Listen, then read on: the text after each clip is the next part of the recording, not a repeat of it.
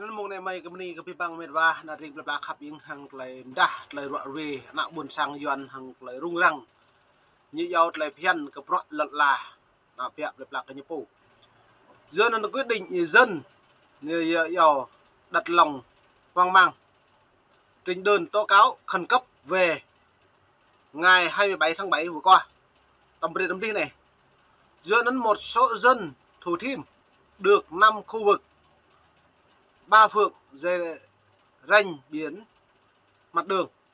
giữa đến lại này nuôi hiện nào buồn sàng lại cả anh lại lật là nằm một lại rung răng vừa cả nào buồn sàng lại hàng con độc na như mạ lật là cả nào buồn sàng lại bù màu lấy bồi thường sam tàn được ô lệ trong đa lại bồi thường bù màu thỏa đáng ô giữa đến mày bread ibu rút lượng video của ibu đã đem một vài buồn sang khắp biến cho lại này hết lòng là video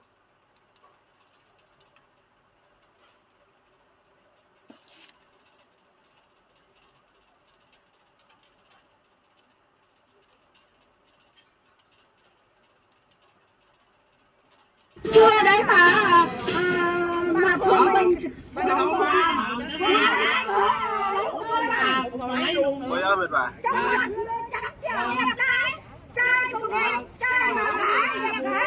mà như đang thể mà của ta thì bả luôn mua 470 ngàn bò mà mua cái có mệt vả hết lòng á nạ buồn sang tăng bằng rôn ông chồng ơi rồi giờ tròn rồi á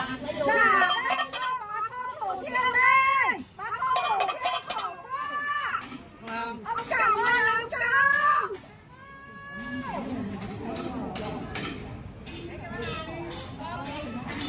rồi nhiều con bắt lại lật là nói chuyện thôi đừng đụng vô bà đừng đụng bà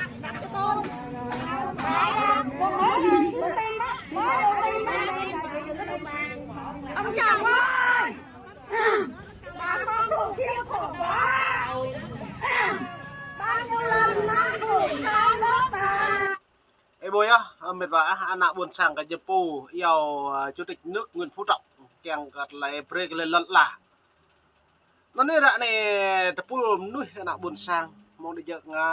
nhà đi ga đó lại lúm nuôi pù gần nó sai cho bu khỏa ta thao lấy bố đã sai cho pù rằng này mù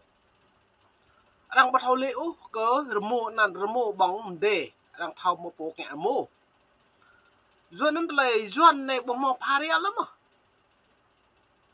cái nút này duyên này lại rằng bắt thao cái nào lại như bộ thì bộ này rằng thao mà cọ như vậy rồi thế nên bên này như không ổn sẽ luôn như mình ổn bộ này mà lần có bộ này mà mẫu dưa cái nút này như bộ pre mà như thao khoa như thao Nguyên Phú Trọng bộ rằng nó mua sẽ mà bộ rằng nó mua bằng tê đập tháo nằm mổ là thao bộ kẹt bộ rằng luôn rồi mua lại rằng em như bằng trái á nạ buồn sang ra này chẳng nó tay sai đây nhiều mà chả lần là đây thế nhưng bà ta em cái tương hàng nạ buồn sang bộ mạ lần một là tươi mà bộ một là tươi buộc lại nào cái tương hàng hẹp ôn khoai thì khoai như thao dầu khoai thao hẹp thao vàng đợi mùa nhú khoai như thế thao lệ khạ có linh hàn nhiều phí đoạn một này luôn biết là như vậy nó đây bố lại cắt lại video mềm ta lại nhẹ dầu ông Trọng ơi break lên lật lại những lăng cô nhật hàn này theo hẹp cả Thủ Thiêm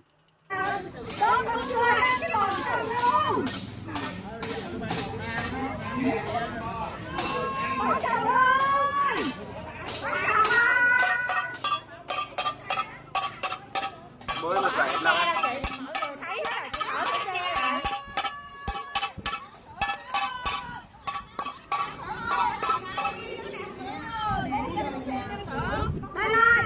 bài hát này lần nào tôi sáng tác cái này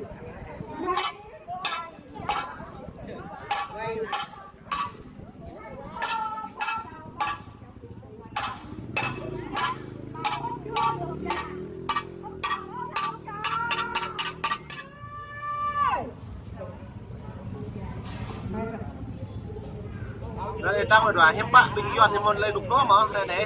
ít lặng đây hôn liền này một lời đục đó bởi anh đi nào một cục một dọn đó chưa lấy lần là rạ này con ta như nó bố bố lên khổ rồi nè. Con người ta mất ăn mất học nè. Mày Rồi nó sẽ trả báo cho nó tới liền. mày mang xe kia chở đâu quá. như nào bây năm trước ủy ban là mạng khu là lọt là bị nhiều mạng nữa đấy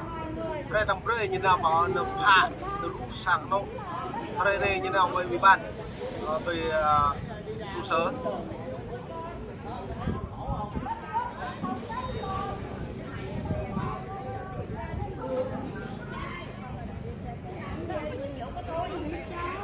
đây lăng mệt vả con này nó thuộc lại Cho mấy con quan trọng vậy nó xuống xe tao nắp đầu tao giật luôn. Sợ. Cái gì nữa? Làm ăn quá chứ sao giờ. Đứng đi 27 năm rồi cứ. Mẹ đi nhà tao mất tao thấy thằng nào con nào tao cũng ướt da.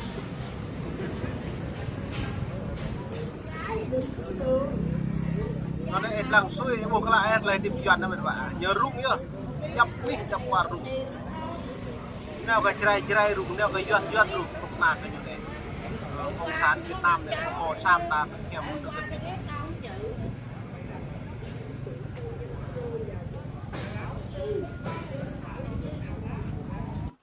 nó lại là bộ hồ lùm ta cắt lại như rung rằng này vừa cái như vậy đẹp lần lại xem đôi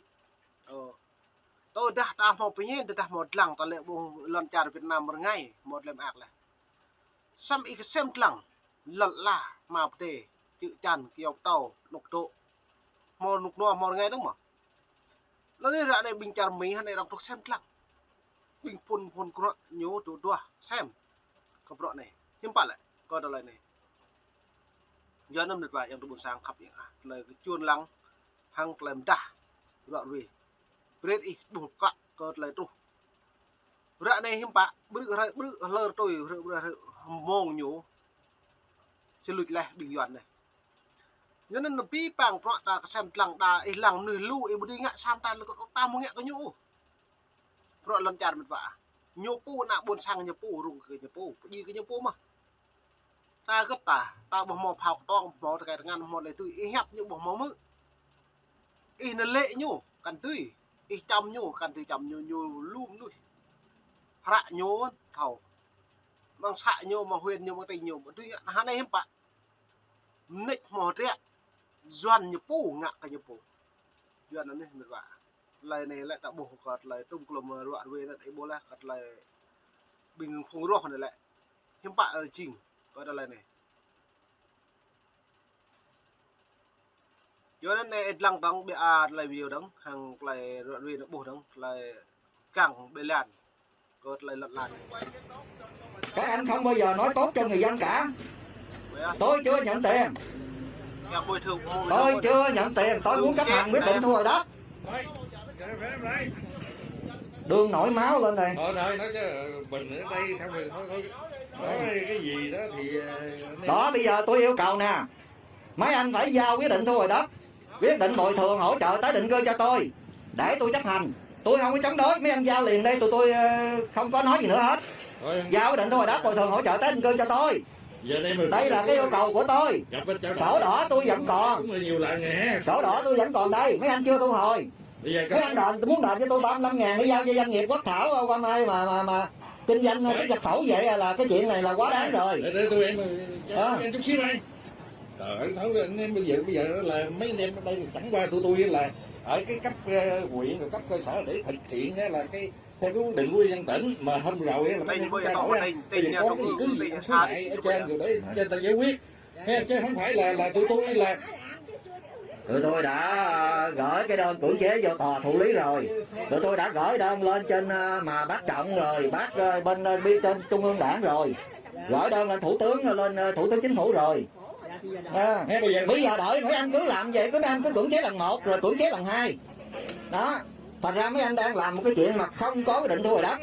mấy anh đưa cái quyết định thu hồi đất cho tôi đây rồi, mấy anh làm gì làm tôi chấp hành. Để cho chấp hành là cái quyết định vừa rồi ngay chủ ủy ban dân huyện đó ha, rồi có gì đó cái việc anh khiếu nại gì trên Doan đấy này. Vậy chứ không cưỡng chế, mấy anh thành lập đoàn có chỉ đạo của huyện đàng hoàng, rồi tất cả các ban ngành của huyện, của xã đây để gặp rồi trao đổi anh thôi. Bây giờ thống anh em đây mới là xã thôi, nhưng mà rõ ràng là có ban ngành của huyện nữa. Gọi đây là bảo vệ thi công. Bảo vệ thi công thì không có phải là tất cả các ban ngành của huyện rồi này kia, ban ngành của xã rồi kia đi theo đầy đủ hết nha. Bảo vệ thi công mà trong khi đất tôi còn giấy đỏ đây. Bây giờ có hỏi mình yêu cầu giao tôi quyết định thu hồi đất, bồi thường hỗ trợ tái định cư. Cũng để cho người đến được gì. Dạ đây là cộng đồng mạng và bắt Phúc Đất Trọng này kia coi đầy đủ nha. Giấy đỏ tôi còn đây, chưa có quyết định thu hồi. Bây giờ anh còn cái đó còn đầy đủ đây. Anh khiếu nại đây có phải là bây giờ tôi hỏi anh, đây có phải là giấy nhà nước cấp cho tôi không? Người ta cho phép cái đó ha. Bây giờ tôi hỏi à, đây có phải là giấy mà nhà nước cấp không? Bây giờ ở đây không phải là ai mà nói không phải thì xin nói dùm. Không phải là nó phải. Đây là giấy chứng nhận quyền sử dụng đất. Với cái nhiệm vụ ha, được là phân công cùng. Đây là giấy chứng nhận quyền sử dụng đất tôi còn đây. Ha, thôi bây giờ đã thống nhất cho anh em thi công. Ha, còn cái chuyện mà ở đây tôi không có chống, tôi không có cản mấy anh thi công. Nhưng mà trước khi thi công phần đất tôi phải giao quyết định thu hồi đất, bồi thường hỗ trợ tái định cư cho tôi đàng hoàng. Mấy anh giao quyết định thu hồi đất đây tôi chấp hành. Tôi không có chống đối gì trơn á. Thì ở đây nhiều lần anh em cũng